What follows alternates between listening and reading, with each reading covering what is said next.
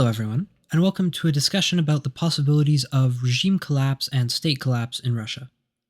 So, recently I was listening to another commentator, and there was a passing mention made of the idea in Western discourse that regime collapse in Russia could necessarily lead to state collapse in Russia, the same way that it did in Iraq in 2003. Now, that topic didn't get any further discussion, and I thought it was worth taking another look at.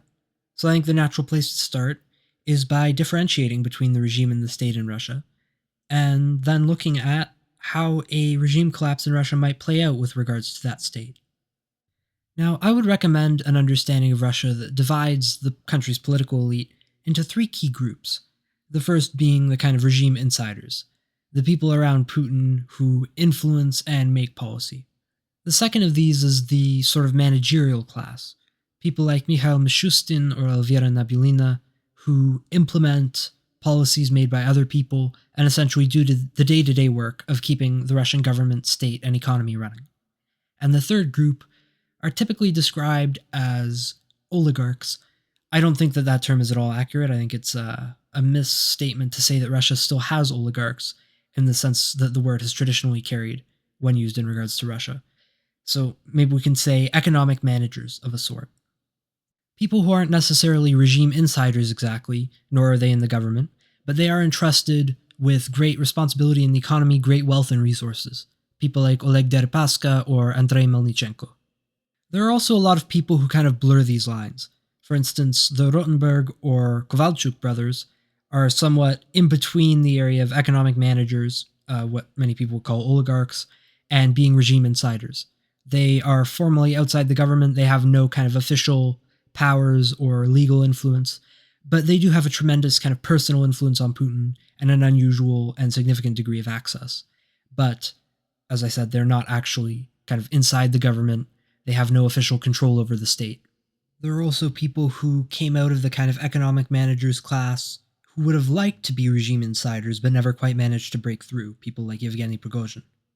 There are also people who kind of blur the line between the managerial class, political managerial class, and being regime insiders, people like the head of Rosgvardia, Viktor Zolotov, who never really managed to kind of bond with Putin in any meaningful way or kind of gain access to the most elite circles of Russian politics, so to speak, but he nonetheless occupies a position of tremendous trust and importance. Now, this breakdown is a little bit simplistic. It doesn't adequately cover the military, the lower levels of the regime, or a number of kind of the in-between figures that we've discussed, or different varieties of in-between figures that we haven't discussed.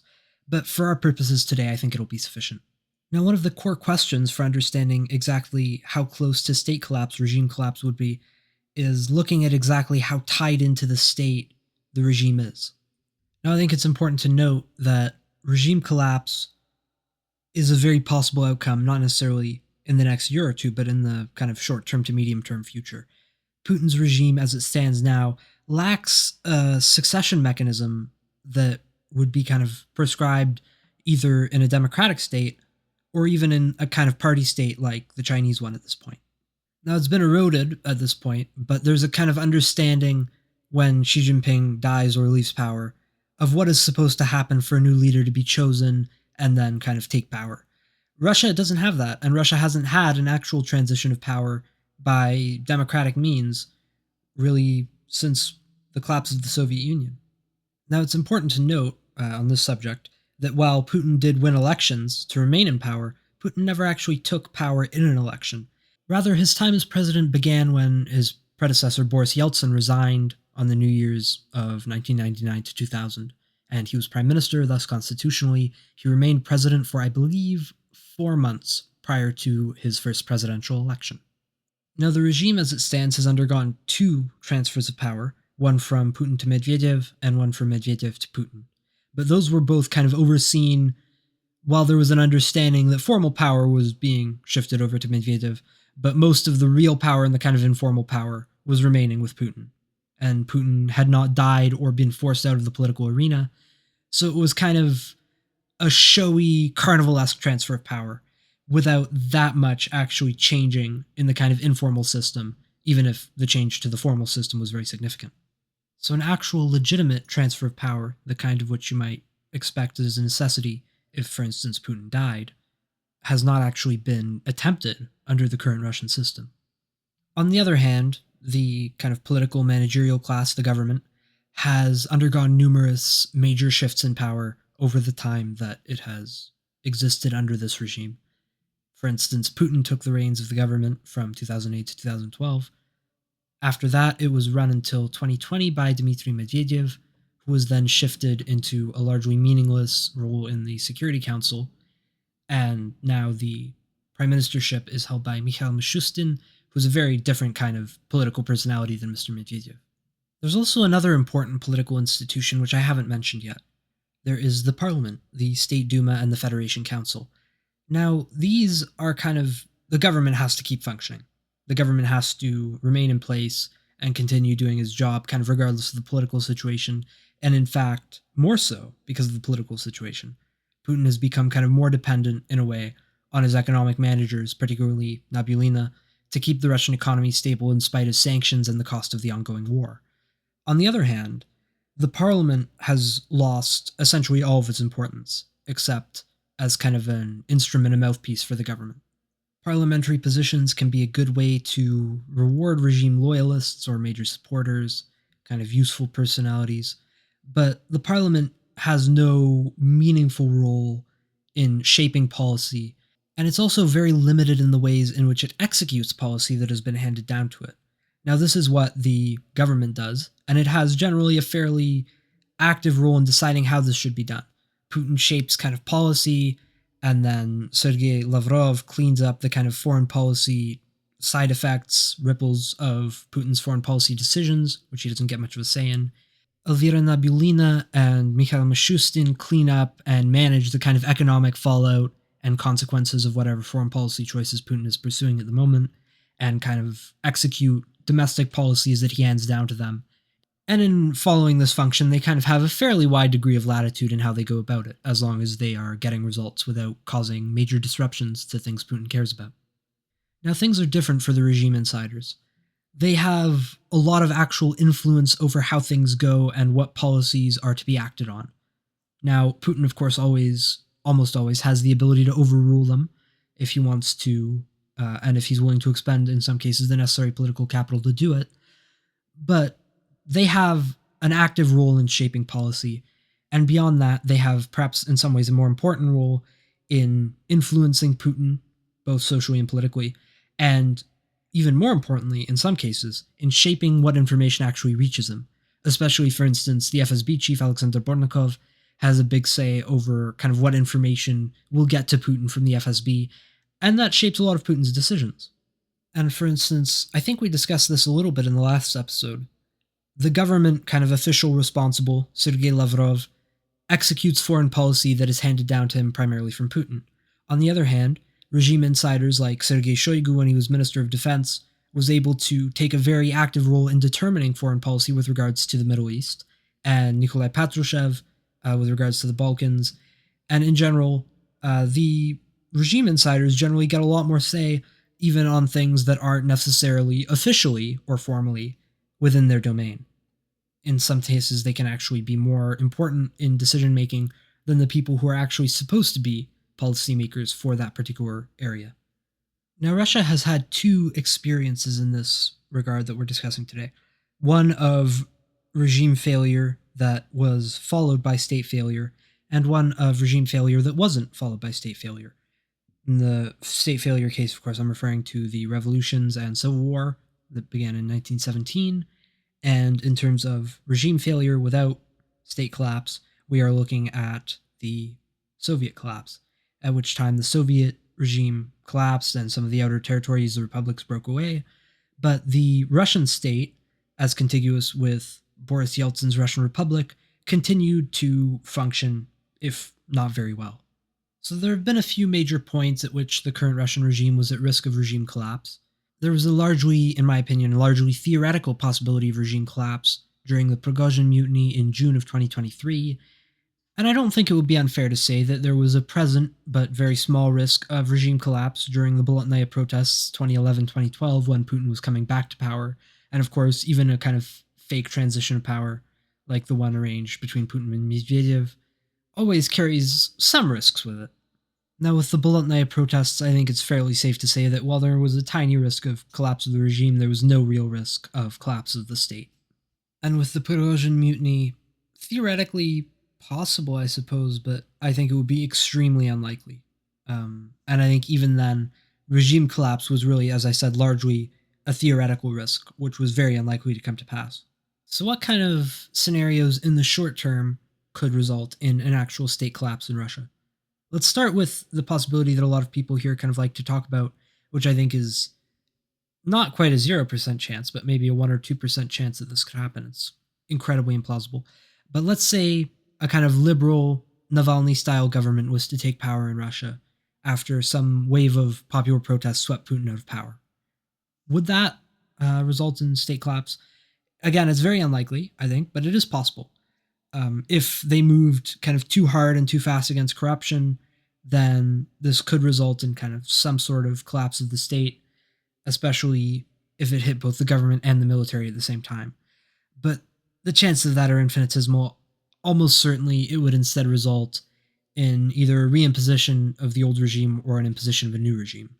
It's theoretically possible that radical and fast acting measures against corruption, targeting both the government and the military, could result in state collapse. Possibly.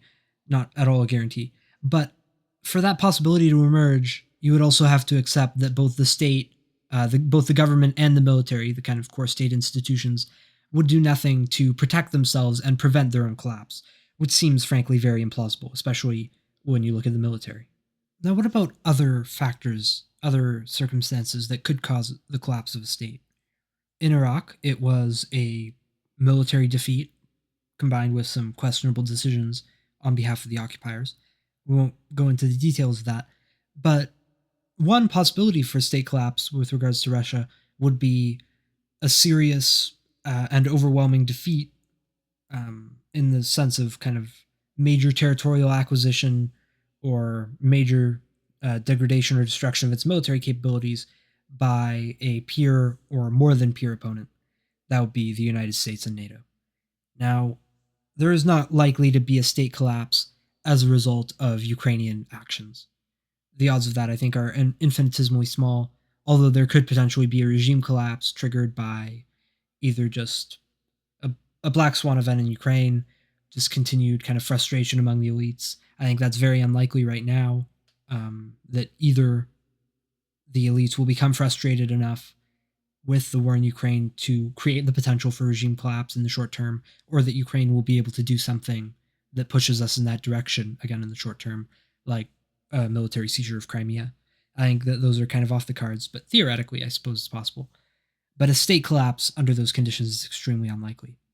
On the other hand, a state collapse could be brought about by direct conflict with NATO. I think that is very much a possible outcome of things going in that direction. Now, there are myriad ways in which a lost war or a losing war with NATO could trigger state collapse, but I think the kind of general idea is fairly self explanatory. So let's look at some of the other possible causes. Another one is a total, and I mean total, economic collapse. Now, given Russia's natural resource situation, I think even with worse sanctions, this is fairly unlikely. Even with its sovereign wealth fund mostly depleted, I think this is mostly off the table. It's always theoretically possible, of course, but again, not likely. Now, another potential cause of state collapse is civil war and interethnic conflict, which we've seen actually a very good example recently in what's happening currently in Sudan. Now, I think that is, again, not very likely in the Russian case, just given the geography of the situation. Russia's major kind of more aggressively, at times, separatist ethnic minorities or more violent ethnic minorities in various cases tend to be kind of on the periphery and away from the centers of power. They can cause headaches for the central government, but their ability to cause a major event like a state collapse is very, very, very limited. I think we'd be much more likely actually to see a repeat of the Chechnya situation that happened in 1999 2000. I think that's fairly plausible.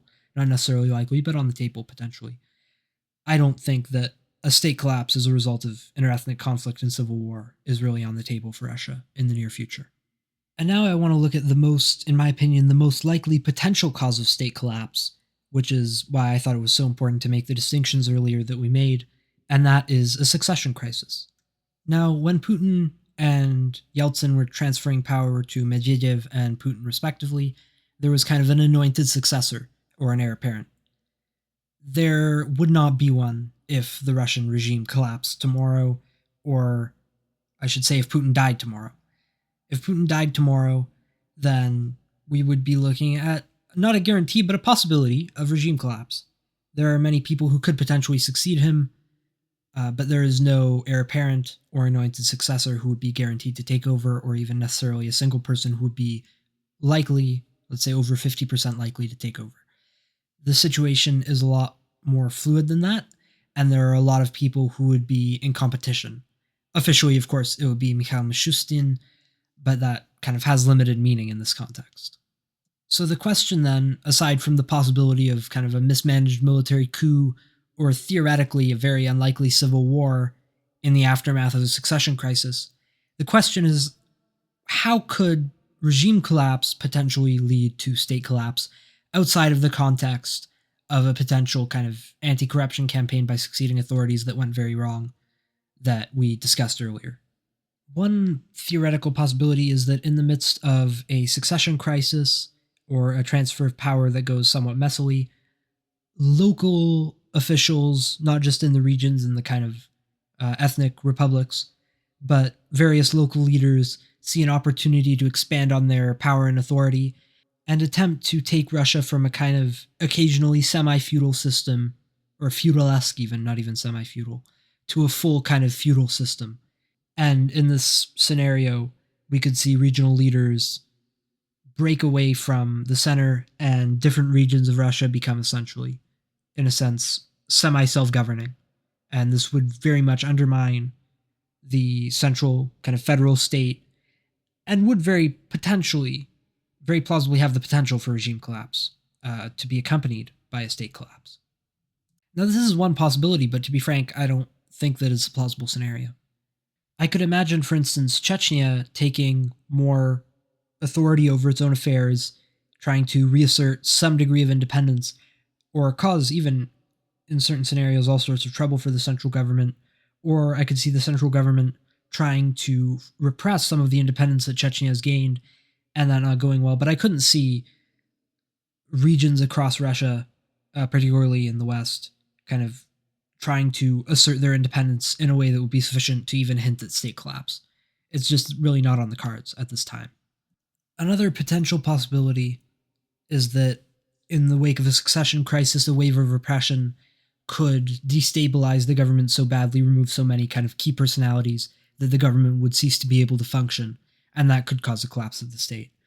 But again, that's so unlikely to actually occur the way that things are right now, both for this wave of repression to be possible and for that to result in state collapse. Both are extremely unlikely. Not quite impossible, but verging on it.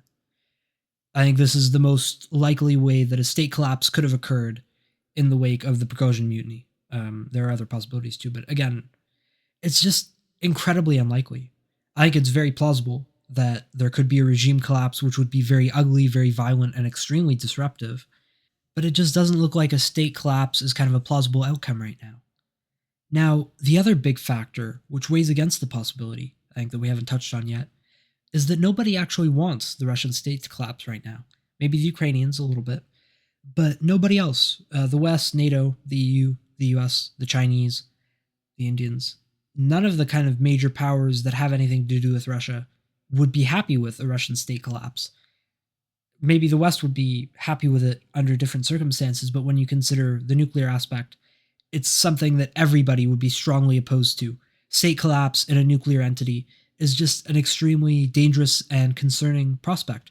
I mean, even regime collapse in the Soviet Union, the West made very significant efforts to prevent the Soviet regime from collapsing because of the fear that it would lead to an inevitable state collapse and that that could potentially lead to nuclear weapons in the hands of non-state actors. And the Chinese have a lot more reason to be concerned. I mean, there are few things that could be kind of worse than having a nuclear-armed failed state as your kind of main border neighbor. That is an incredibly uncomfortable and unsafe position to be in. Now, the US current presidential administration and the foreign policy establishment have been extremely cautious about looking at engaging in actions or enabling actions that had the potential to result in state collapse in Russia.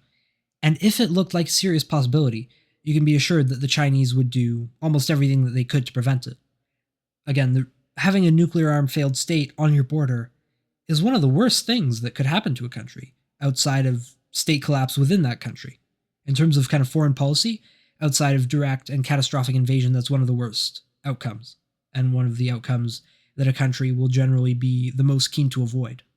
So, in conclusion, I do think that it is theoretically possible that a state collapse could accompany a regime collapse or be caused by a regime collapse, but the odds of that actually happening are tiny, and really there are much more likely possibilities in either scenario. The chances of a major state collapse in Russia in the near short to medium term are extremely low. And this has been a discussion of the possibility of state collapse in Russia. Thank you very much for listening, and have a good day.